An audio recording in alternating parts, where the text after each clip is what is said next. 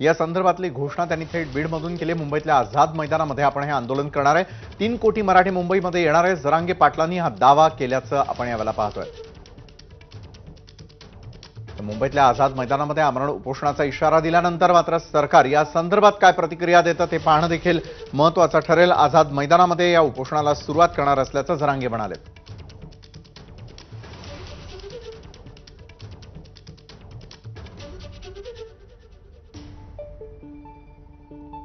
यावेळेला राज्याचे मुख्यमंत्री एकनाथ शिंदे स्वतः आपल्या सोबत जोडले गेलेले आहेत। एकनाथजी, एबीपी माझामध्ये आपलं स्वागत। 20 जानेवारीपासून मुंबईमध्ये आमरण उपोषणाचा इशारा देतात जरांगे पाटील, काय आपली प्रतिक्रिया? खरं म्हणजे आता सुप्रीम कोर्टाचा एक निर्णय झाले आहे की क्युरेटिव्ह पिटिशन जी आहे, क्युरेटिव्ह पिटिशन 24 जानेवारीला सुप्रीम कोर्ट ऐकतंय। कारण सगळ्यांना वाटलं होतं की क्युरेटिव्ह रिव्ह्यू पिटिशन प्रमाणे फेटाळली जाईल, परंतु सुप्रीम कोर्टाने महाराष्ट्रातल्या जनभावनेचा आदर राखून ते क्युरेटिव्ह पिटिशन स्वीकारली आहे आणि 24 तारखेला लिस्ट करण्याच्या सूचना दिलेल्या आहेत। मला वाटतं मराठा समाजासाठी हा फार मोठा दिलासादायक निर्णय आहे आरक्षण मिळण्याच्या दृष्टीने, आणि म्हणून मी सुप्रीम कोर्टाचे मनापासून आभार मानतो।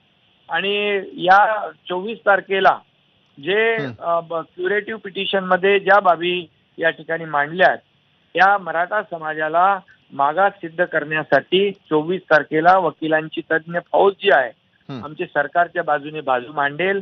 आणि मराठा समाज मागास कसा आहे, मराठा समाज कशा पद्धतीने राहतोय, ही बाब जी आहे, ही बाजू जी आहे ही सर्वोच्च न्यायालयासमोर मांडेल।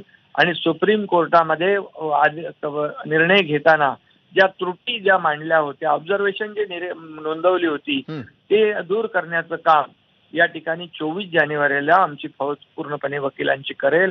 आणि मला वाटतं यातून मराठा समाजाला न्याय मिळेल। तोपर्यंत या ठिकाणी जे काही मागच्या सरकारने, महाविकास आघाडी सरकारने जे सुप्रीम कोर्टामध्ये मराठा समाज मागास आहे हे सिद्ध करण्यासाठी जे काही पुरावे मांडायला पाहिजे होते, दुर्दैवाने ते मांडले नव्हते।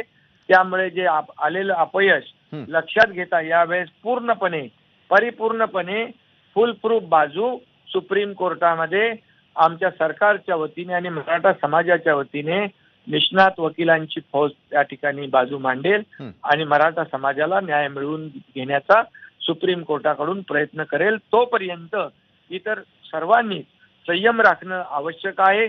सुप्रीम कोर्टामध्ये मॅटर आता सुरू होईल, त्यामुळे कायदा सुव्यवस्था, शांतता सुव्यवस्था या राज्यामध्ये राहिली पाहिजे।